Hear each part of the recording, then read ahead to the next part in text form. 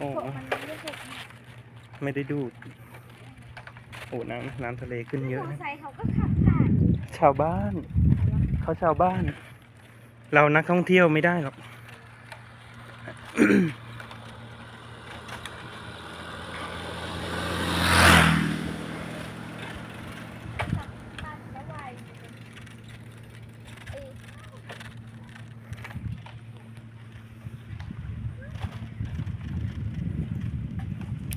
ระวังรถไฟฟ้านะ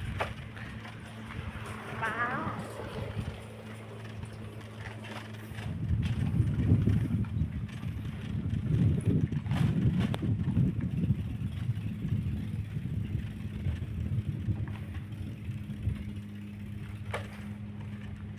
เมื่อกี้ก็ไม่ได้ถามนะรถไฟฟ้าไม่รู้เท่าไหร่รถไฟฟ้า2 ล้อ